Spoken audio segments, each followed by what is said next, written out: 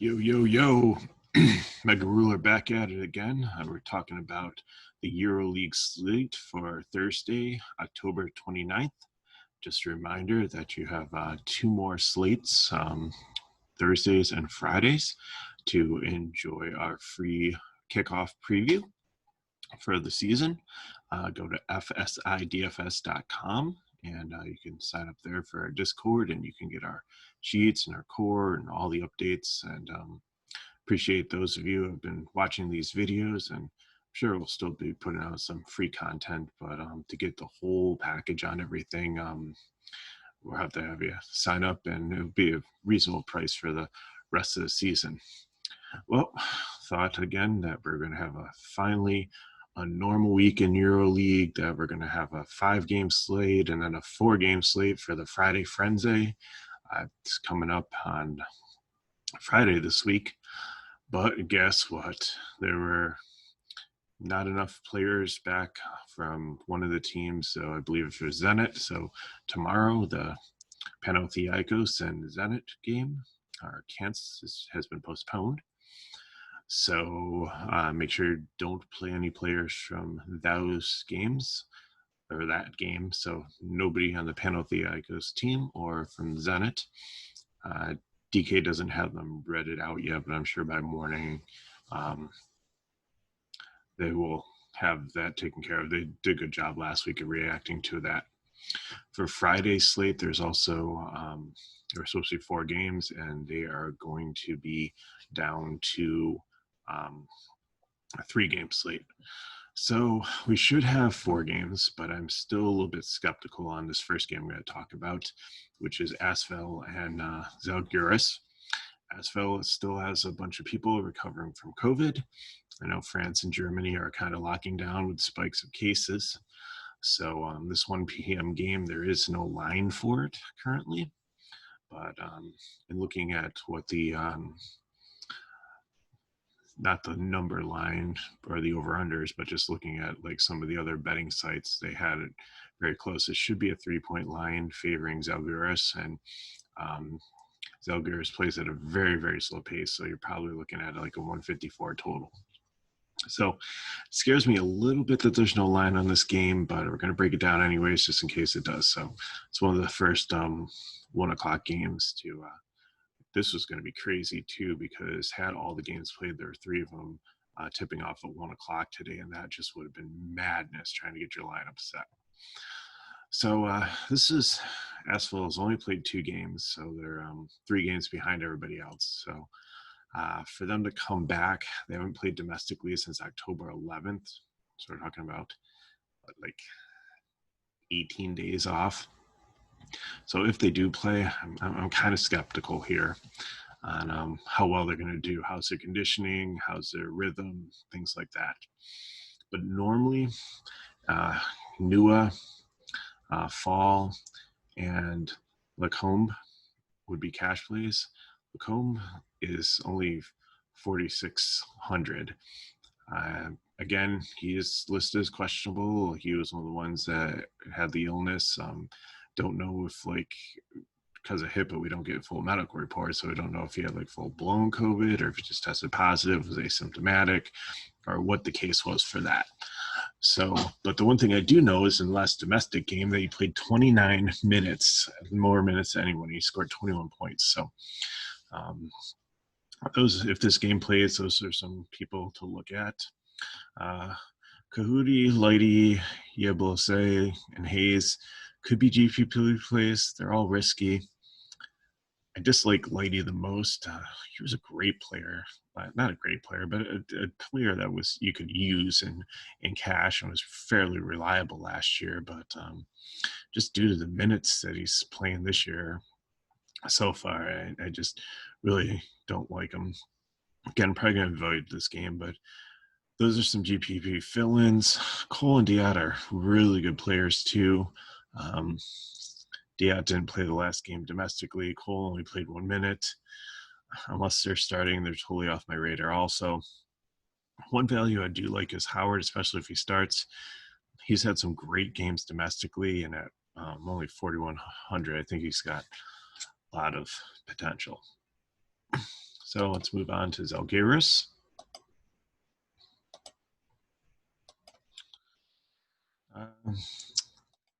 They did play a domestic game.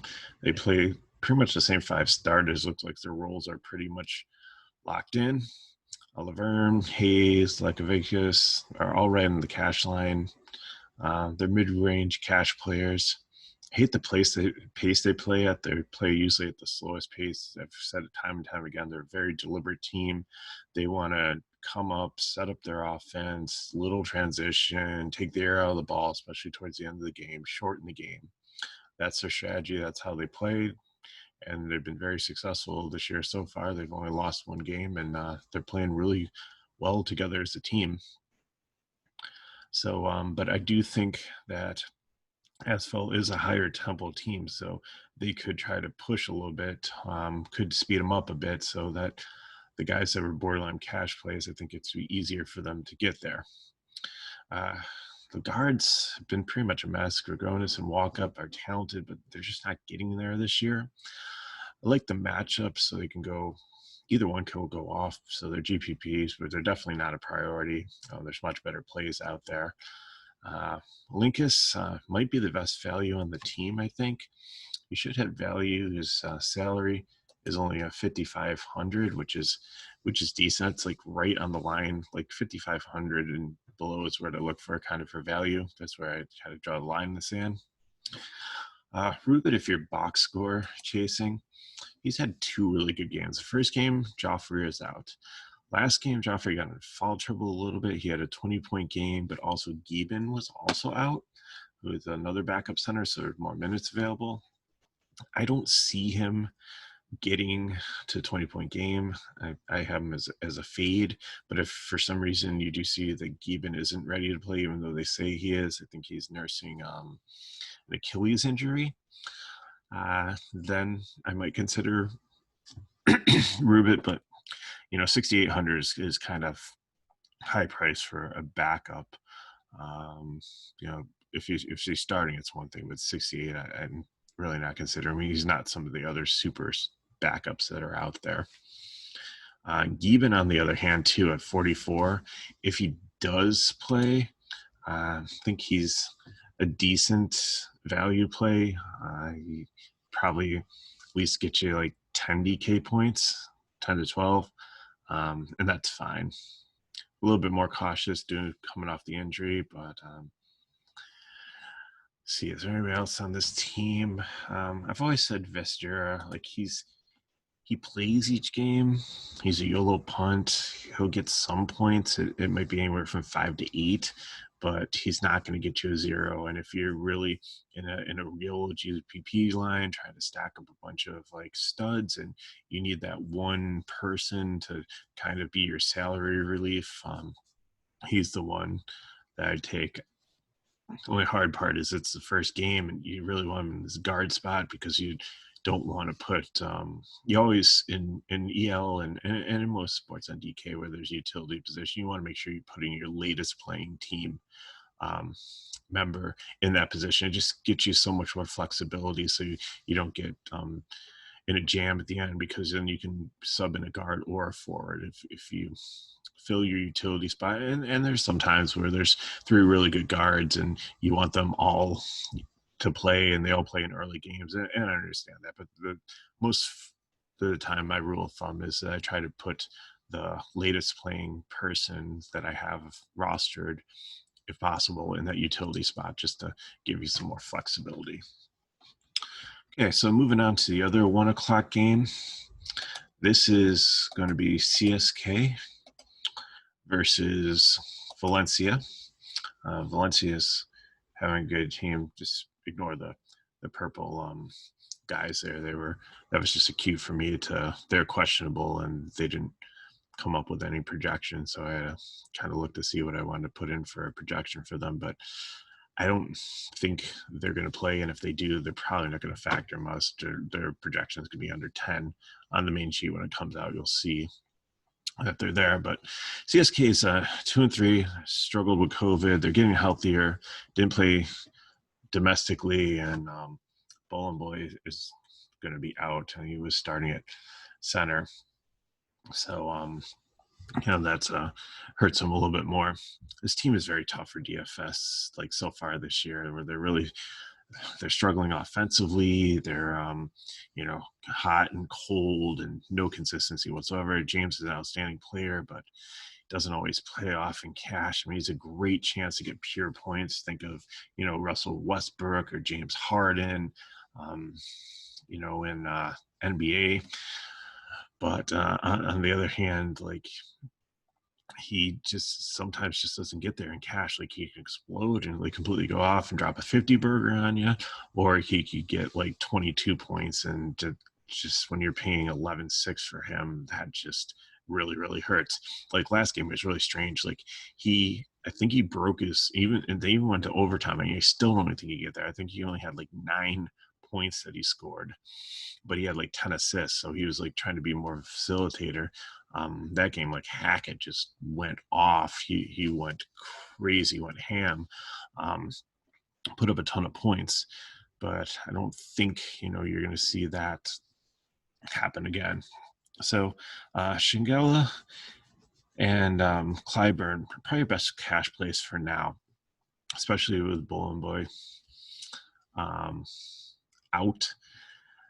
So they'll definitely pick up some more there. They have a pretty tough front court in Valencia. They're playing very, very good.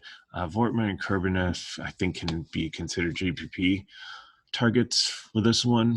Just having being shorthanded with some of those front court players, there should be enough for them to be relevant. I don't think they get there in cash unless we see multiple other people missing.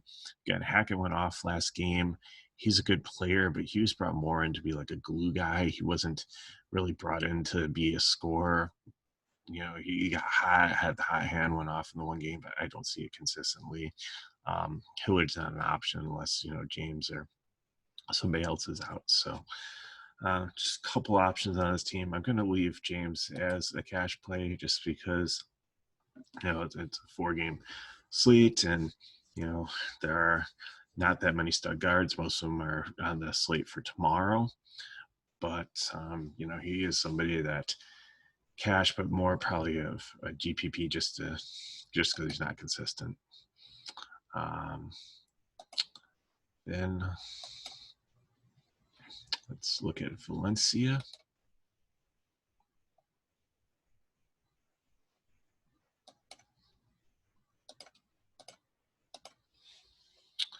They did play domestically. They used the same lineup, although Dublovic didn't start. Toby started in his place, but they played about pretty much the same amount of minutes. I like this team. I think there's a lot of good options. They're really playing good together.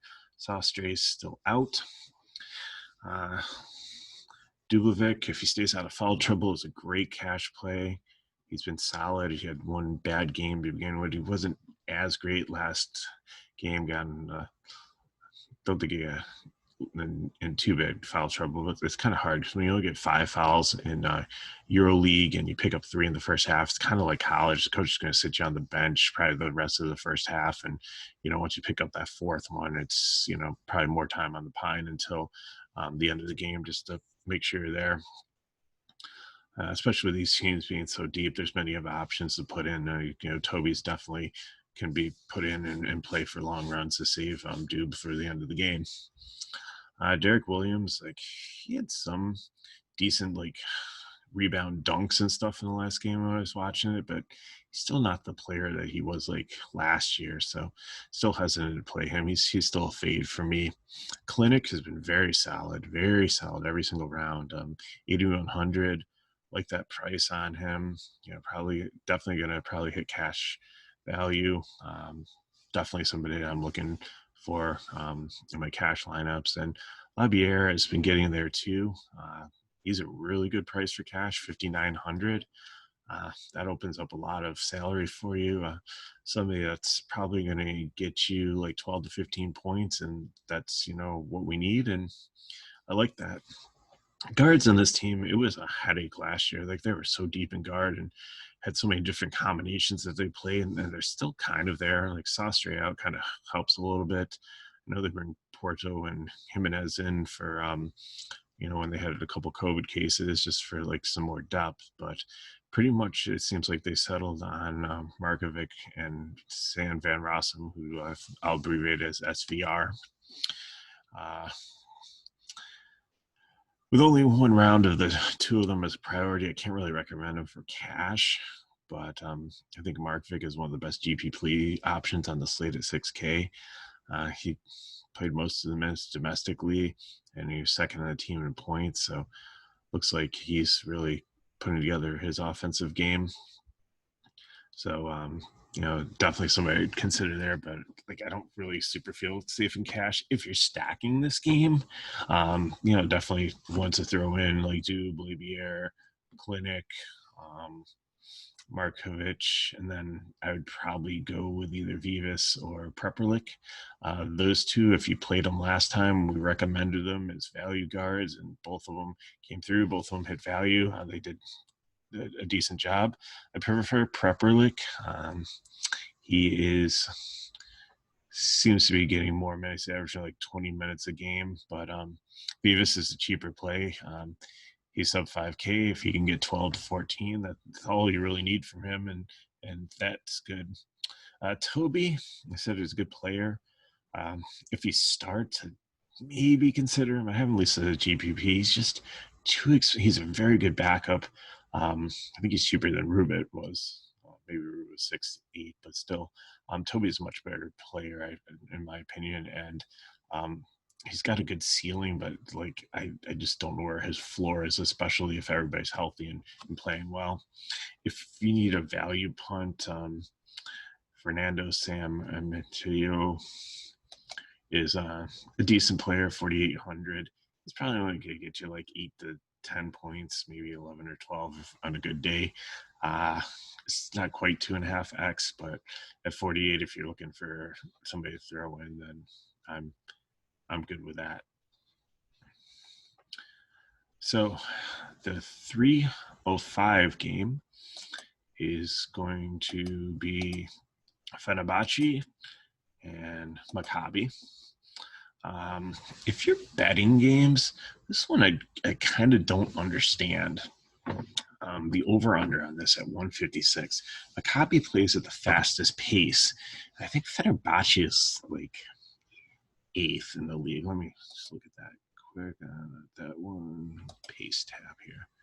Okay, so yeah, Maccabi is definitely number 1, and Fenerbahce is 7th. So that's a pretty fast-paced game. But then to only have a total 156, I would definitely take the over on that if you're betting on some of the games, if you're looking to do that.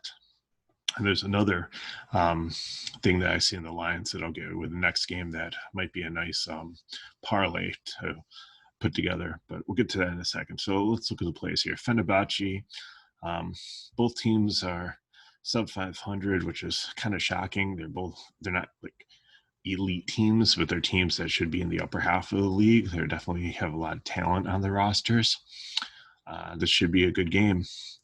Barthel is out, so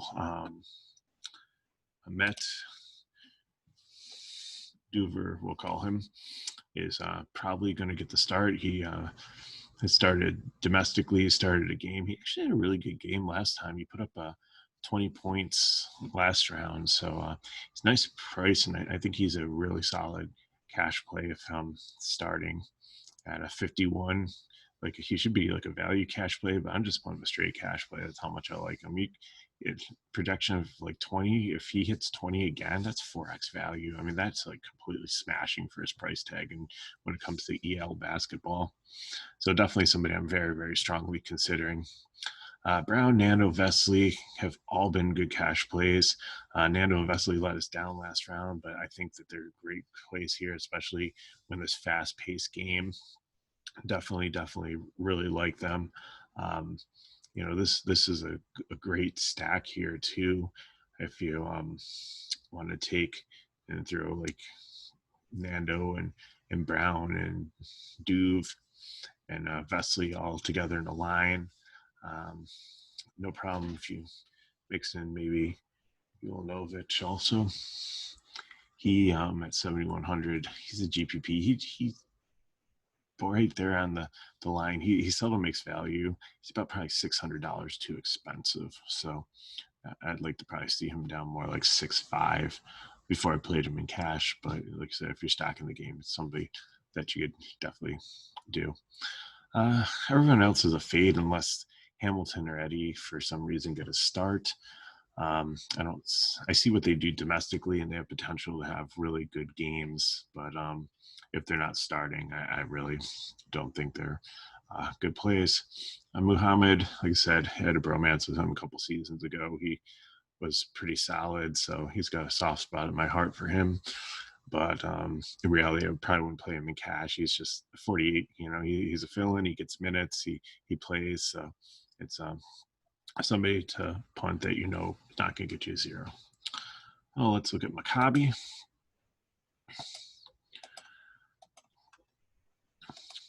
So Maccabi, Will Beckham's been on fire. He has been unbelievably playing well recently. Probably got like a 30-point floor, 40-point ceiling. So definitely, we put he and James head-to-head right now, just the way they're playing. Similar salary. I think James was 11.6 before. I'd pay the $200 extra. Like, he's probably the top stud guard on the slate, definitely. I like Nando. I think he's solid, but I think Will Beckham has the higher ceiling, especially in this matchup with pace and everything. He definitely one to lock in. Dorsey finally did well last game, but I think the expectations are more like 15 to 17 DK points instead of the 37 he had last round. And if he shows consistently that he's figured it out, then that's fine, but not paying $9,100 to figure that out. Keller, he's been all over the place. He's scored anywhere from 10 to 36 DK points in a game. Last time out, I think he had the 36, so he played well there. He's gone up like $1,200.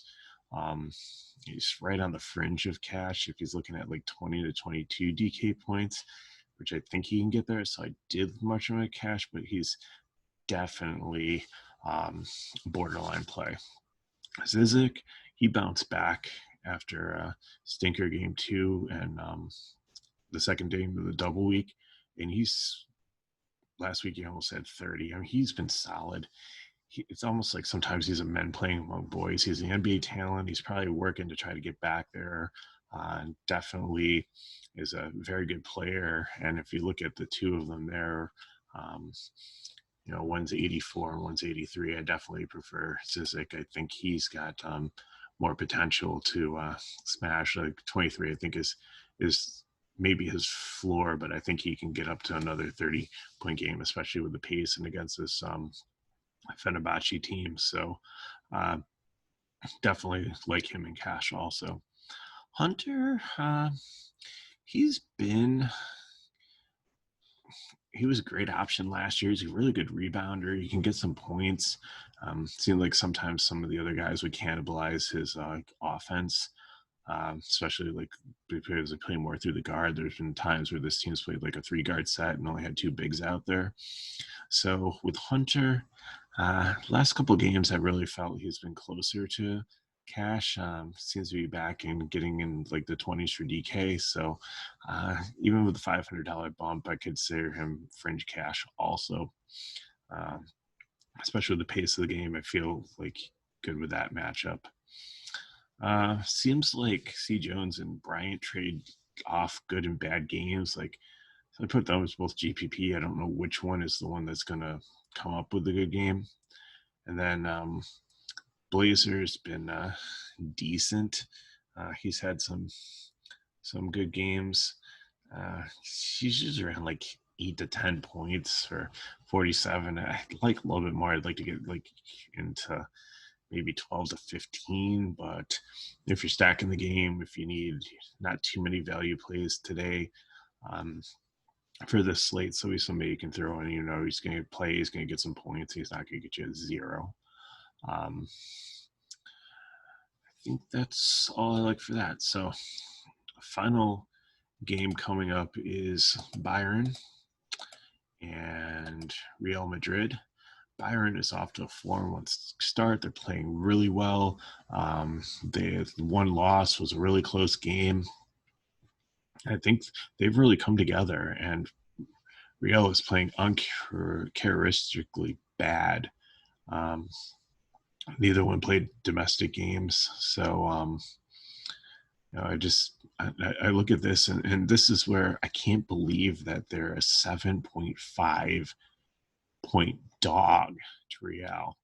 So tomorrow, if you want a nice parlay bet, I would take the points for Bayern, and I would take the over on the Fenerbahce Maccabi game, and I make a nice little parlay there because I believe both of those are I'm not going to say egregiously bad, but I look at those lines and I really shake my head at those numbers. Breaking down this team, Lukic and Baldwin, Wade, they've been very strong cash plays. Definitely, even though Madrid's been a tough matchup in the past, it's not the same team right now. So I see them at cash. I can also see a pathway for Jay Reynolds to get there, even though he's hasn't started and he's cooled off a little bit. I think that he's solid enough to probably pull another 20 and be right on that cash line. 84 is not bad price for him either. Bab and Dedovic have had good games, but they average about 10 DK points recently. So I haven't listed as GPPs, but they're GPP/fade. I don't think I have interest in either one of them, really, whether they're starting or not, unless I hear like half the team got like food poisoning and aren't going to play in the guard position, then maybe I'd consider them. I like Radovic's GPP better, but the minutes in the front court are spread out. Like them to get at least 10% of the minutes, and as you can see here, like this is everybody is really evenly spread out here. They're only getting like anywhere from 12 to 19 minutes, where I'd like to see the minutes more up in like the 20 to 25 to 27 is outstanding. 28 minutes, that's where you really want to look at because, and as you know, basketball minutes equal points. You can't score points when you're not on the court and sitting on the bench. Sisto, he was a good play last week. I see him as a value play this week for GPP. It's probably about $500 too high. I think like more appropriate price would be $4,500 for him. And the rest of the team, I think, is pretty much a fade, especially like the Zipster and that name recognition. Like last year, he was a decent play. I think he was on Zalgiris or Zent, or it was a different team. He was I think he was a starter, and he seemed to be, a decent cash play most weeks. But this year, 16 minutes a game, it just hasn't seemed to have found it yet, or I don't have the confidence in him. Okay, finally, let's break down Real. And let's see here. This team is usually so much better in this. The forwards are usually a nightmare in cash, but with Kosser and Deck out and Randolph, Tisma, and Reyes all questionable, I think this opens up a lot of opportunities. I really feel good about Abaldi and Tompkins in cash. Tavares, I'm on the fence with. It's a tough defensive matchup, so I put him as a GPP, but he's usually a 10K guy, and we're getting him at 89. So if he starts, I can definitely see playing him in cash. Not a priority for me, but someone that I like. Taylor's put together some nice back-to-back games. He could benefit with the forward mash unit that's out there. Nice higher range value play at 52. Only need 12 to 15 for him, and I got him projected at 13.4. So I think he's definitely got the potential there to pay off his price tag. Passing on the guards, Campo, he was my dude last year. He's just not the same. I don't know if it's the NBA distractions or whatever, but I'm throwing in the towel. I'm a horse I rode, took many cash game victories last year. Lapo, he had that one great game, but he hasn't really done much since. Carroll's back, but probably get you like 10 to 12. And that's really just not enough to really pique my interest. Allison, I started him last game. I was so excited because he's a teenager like Aruba, who these guys are the future of the team. They're really looking for them to be the future leaders, but he's only averaging like 5 DK points a game. So until I see more than that, even at like 3,700, I have him at a value play because again, he's like one of the lower priced players I know is actually going to play and actually going to get some minutes, and you just not get you a zero. But it's definitely not a priority to try to squeeze him in. And then you have Lou in the backcourt also. A couple games ago, he came back in a double week, and he looked like he was back to his MVP form of like the 16-17 season. But since then, he's kind of faded back in with like all the rest of these guards and just no consistency. This situation is almost turning as bad as the Spanish front courts were a couple years ago. So, well, that's the breakdown. A couple other things is the first couple weeks I put up kind of a simplified spreadsheet, but this week I'm going to add some of the extra features to it. So you have like, the games played and the stats in these this blue section here, minute percentage. So, minutes help us find who's getting the minutes and who's not really.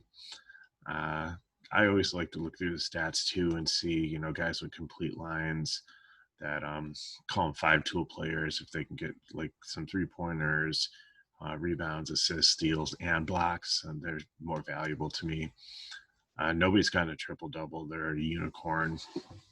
And EL, it's just they're playing only 40 minutes. So they're playing 8 minutes less than the NBA, and the rotations and stuff. As you can see, there's very few guys that even had double-doubles. There's 3 guys. So, if a guy gets a double-double or gets double-doubles consistently, they'll be, let's see, who's this? Reynolds. So, those are guys I consider also turnovers here. But some of these other things to look at too is the points per minute. So all these will be sortable on the website. Cash game play will tell you like how far above the 2.5 or below they fall. GPP, where we're looking at like 3x, will tell you how far or below there. It'll give you kind of like an idea of like what the player's floor is going to be and what the ceiling is going to be. And the upside is the difference between floor and ceiling. So, here, most of them are 0, but you can see some of the things that really pop on here. So the highest one is 798 here. So let's go over and see. That's Doof, who I talked about, who I think is going to be starting for Barthel and in a really good situation. So again, thank you for listening to our preview, and good luck tomorrow. If you have any questions, hit me up on Twitter at Megaruler31, or go to FSIDFS.com and get in our Discord chat.